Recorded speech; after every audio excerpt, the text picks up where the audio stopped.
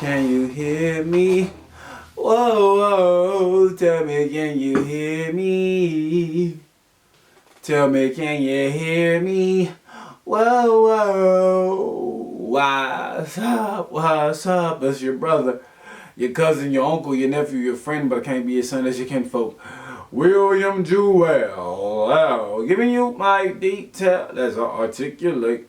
This is articulating. Rap. Thank you. Thank you for tuning in. Thank you for giving me your ear. If you haven't already, make sure you hit that subscribe button down below and turn all the notifications on so you can get all the new content when I post it and when I create it. I just came here to articulate and give you my detailed perspective from a telescopic and microscopic lens of hip-hop from far away and close up. Because it needs to be seen, it needs to be said, it needs to be heard. Right? And I'm just trying to do that. And there's not a lot of news like to really talk about. It's some things going on in hip hop. It's some things going on in music. But it's not necessarily a lot of things. It's not necessarily a change of the guard or a big headline. But shit, let's talk today. Right? I call it a podcast. I call it a show.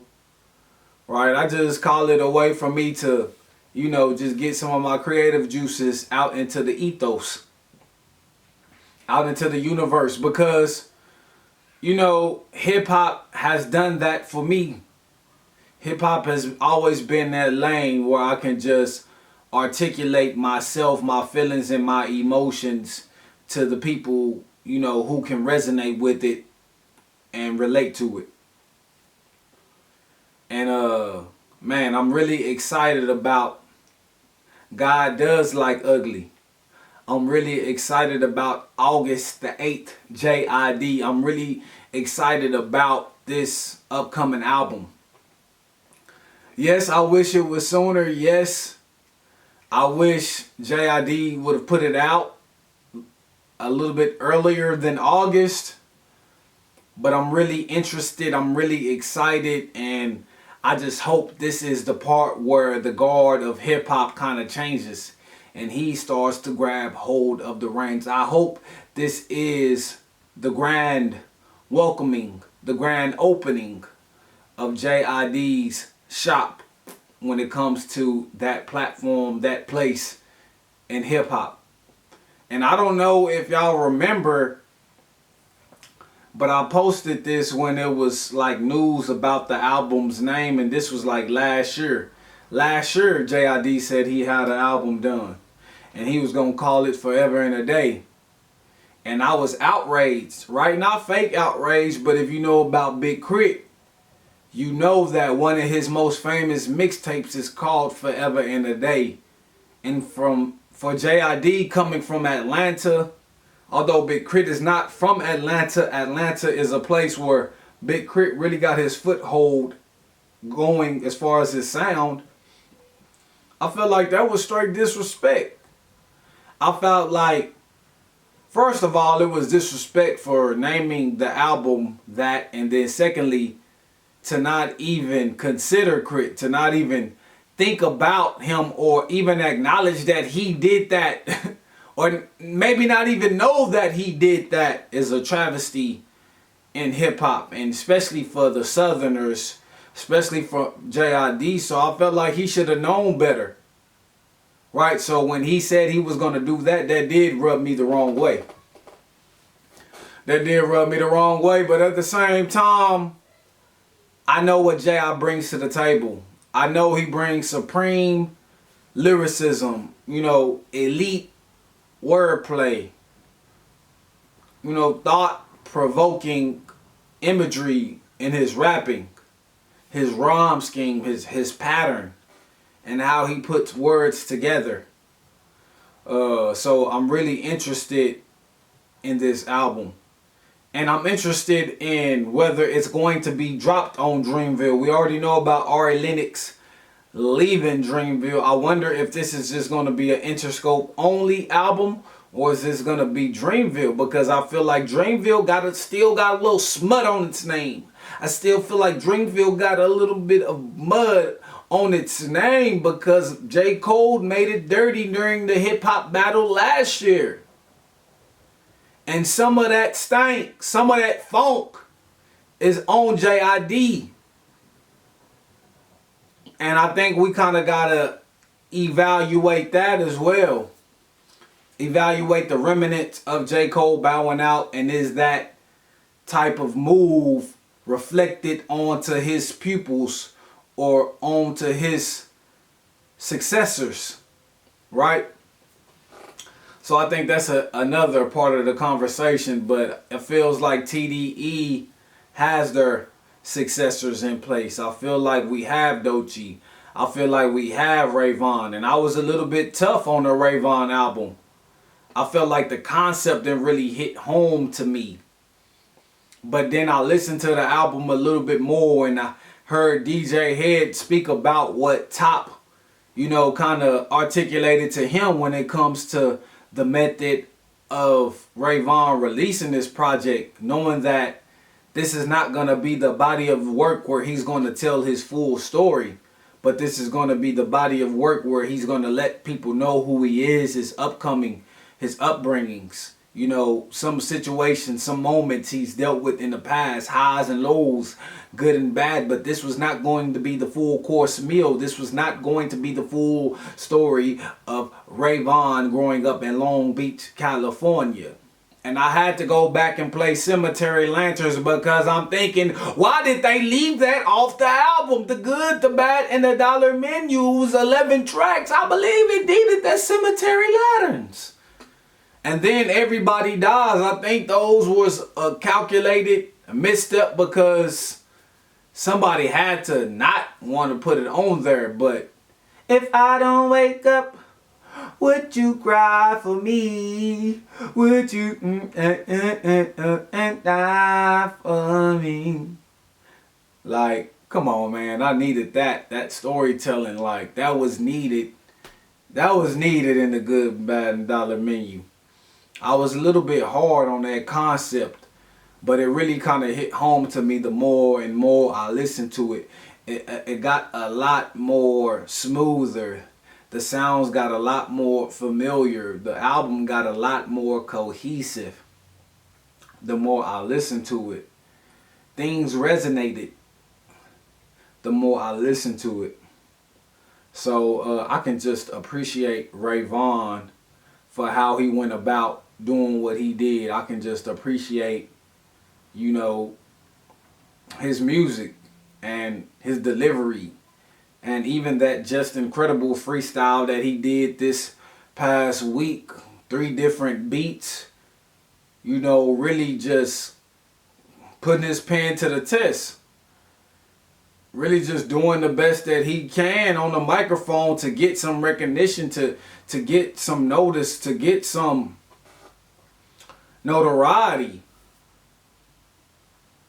Because I feel like Vaughn is a couple steps behind JID.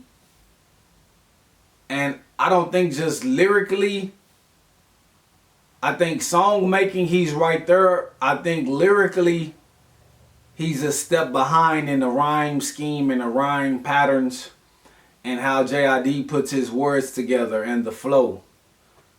I think Vaughn has the voice to ascend, but I think JID has been doing it for a while, has never really disappointed, has never really been out-rapped.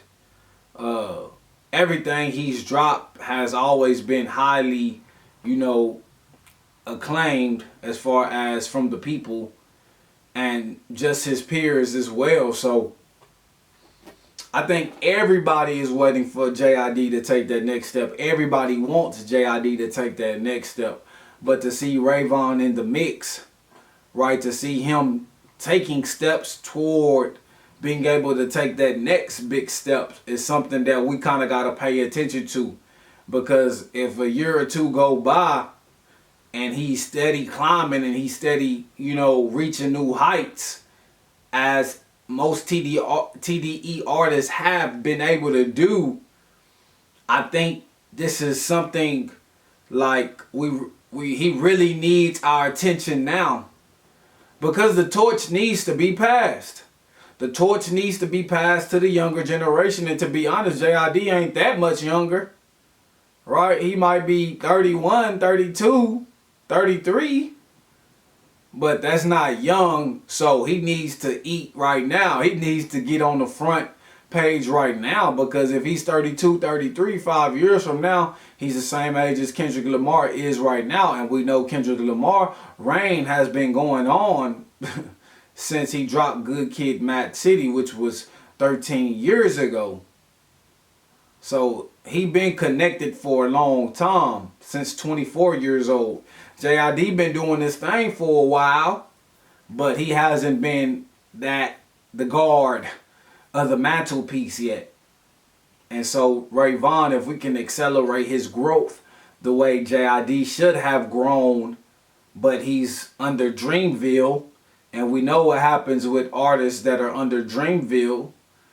They usually are unhappy, or they're okay with playing the background. And JID is a star. Like, they've all had premier potential stars. When we talk about Ari, when we talk about JID, when we talk about Earth Gang, right? I don't care about Boz, Kaz, or Oldman, right? Even we talk about Lou, I don't care. But those three, they should have been like the next Nicki Minaj, Drake. You know what I'm saying? And Tyga, like, they should have been the next Rihanna, Kanye West. You know, like that type of duo, that type of, you know, trinity within Dreamville, and it never came to fruition. And so, since J. Cole has missed the mark on promoting them and marketing them and giving them the type of acknowledgement that they need to pursue superstardom, then there's been a void in hip-hop for the next guard, the next couple of people in the younger generations. It was supposed to be Corday, but somehow along the way, Corday just wasn't getting it done musically, right?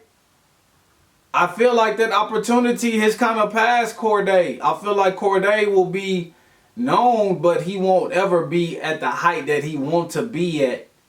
Because the thing about it, when we really just think about the difference between Kendrick, Drake, Cole, and the new crop that's coming in, like, none of them have put forth a hit song. A hit song by themselves, without Drake, without Cole, without Kendrick, or the help of some other big name artist. None of them has given us none of those offerings. Even when we talk about Dirk, Baby, Gunna, Young Thug, even when we talk about those type of artists, you don't think Future lent a hand? You don't think Drake lent a hand? Think about 21 Savage. You don't think all these other guys lent them a hand to have hits? But where's the hit by yourself? Where's that number one? Where's that top tier song that can be played and never forgotten? That's timeless. There's the void. There's the void. So that's my issue. That's my issue with Dreamville. I feel like they dropped the ball. TDE is patient. And sometimes the patience has caused them, you know, some slow motion. But when the time is right, they've been able to load up and stock up and really make sure that, you know, their shelves, their cabinets, you know, all those things are full of product. All those things are stacked, because now they can really hit the ground running. And that's what they've been doing. So hip hop, you know, I like the song from JID Work. I was listening to the Step Brothers for Don Tripp and Starlito. Shout out to Jeremiah Johnson. Shout out to the people that are really in favor of the Step Brothers or Don Tripp and Starlito, and they be dropping albums like every other month or something like that. Starlito kind of got a laid back, lazy flow to him, which sometimes like is not my vibe, or just a vibe I've heard so many times that I'd rather just stick with the original person who I've heard that vibe from and get that energy from that person.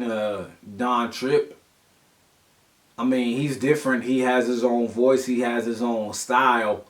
But I just never was sold on him. And they putting out music independently, and I guess that explains the volume that they're putting out. And I like what they're doing, and I like the album. I haven't really got all the way through it, but that's where you can see the sense of urgency within me on listening to them has been and is right now. Right, but it was a good album. So far, so good. Great beats.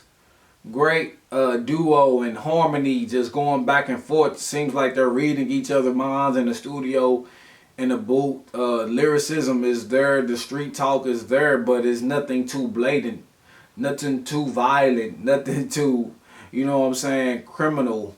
It's just the right enough street and culture within their music, and it's still like polished enough to where they can rap and get those real bars off. A lot of sports bars are being thrown on this album. So I mean, shout out Don Tripp, shout out Starlito,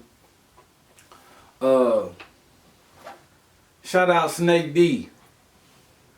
Shout out Snake D, because his album was a good album, right?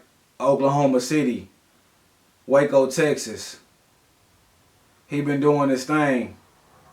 So it's just good to hear from him. Good to hear some nice street laid back music. And when I'm thinking about Starlito, I'm thinking about Snake D. Not saying that they remind me of each other, but just saying like that cool, calm, and collective flow. But really just giving you something player. You know what I'm saying? Something P. Like, we can't even use that pimp shit like we used to use it, because that pimp shit mean human trafficking, and we ain't even about that. But just, you know, that normal, you know, player type vibe, and I think he really did that with this last past album. I can really appreciate what he did. Let me get the album for y'all.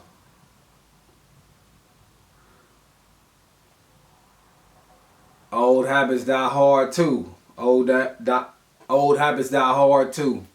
Snake G. I said Snake D. I'm sorry. Snake G. And the reason why I said Snake D, because of DeAndre Giddens. Right? D Giddens. Snake G. So shout out Snake G. Dang, but I mean, really, music wise, that's kind of really like all I'm want to talk about. We saw Baby King pop out at the Kendrick Lamar concert at MetLife. I saw the GNX being covered by another red covering, wondering what that could mean. So I see the GNX tour still doing well. DJ Head still making his rounds, kind of talking about the mall interview. So SZA, K Tronada, you know, they got on stage together. They were also seen passing a blunt in the after party. She's doing her pop-ups at the New Jersey Mall, Not Beauty. So she's trying to become like an icon. I believe we can see what Rihanna's done and what she's doing, and I feel like SZA has that type of fan base to captivate those type of fans, and I think that's what she's doing, and she's getting ahead of it right now while she's on her peak while she's getting the most attention, while she's on tour with Kendrick Lamar. At the end of the day, people know SZA is that girl. But when we think about this concert, at the end of the day, like I said, we know we think about Kendrick Lamar. And this is Kendrick's concert. SZA is just a part of it. Yes, she's a big name, just as big of a name as Kendrick, but she don't got him wiped down at all. NBA playoffs going on, man. There's just a lot of stuff going on. Mother's Day this weekend. Got to see my mother. Got to see my grandmother, my aunt. You know, spend time with the wifey. Made the breakfast, made the brunch. Had a little champagne with a little orange juice in it. Cava Brut. You know, just had a good time with the family and friends. Shout out to my little cousin Katia, graduating bachelor's degree in 2 years out of high school, right? And that's really like some good things that's going on in my life right now. So salute to my people. Salute to everybody doing their thing. Shout out Corey Moore, right? That's my brother. And I mean, just articulating this rap. Articulating this rap. We got the BET Awards coming up next. I didn't even have no notes. I didn't really have nothing to say at all today. But when we talking about the music, when we talking about the raps, like as far as people dropping music, like I don't think enough people have dropped music. I don't really jam that Key Glock, so I don't really give it a listen. Like I just never was into that music, or in his music. I don't want to say that music. I was just never into his music. So I haven't really given that Glockavelli a spin, a listen. I haven't been motivated to really listen to that type of music. Nobody's really like, listen to this song, listen to this album. Like nobody's really told me. So since nobody's really told me and I'm not already listening to it, I haven't been motivated to do so. So, I mean, there's some artists putting out music, but this week was a slow week. This week was a slow week. So, I ain't going to talk too much longer. I ain't going to say too much more, right? Just, it's your brother, your cousin, your uncle, your nephew, your friend, but I can't be your son, it's your kinfolk, William Jewell. Well, giving you my detail as I articulate. This is articulating rap, rap, rap.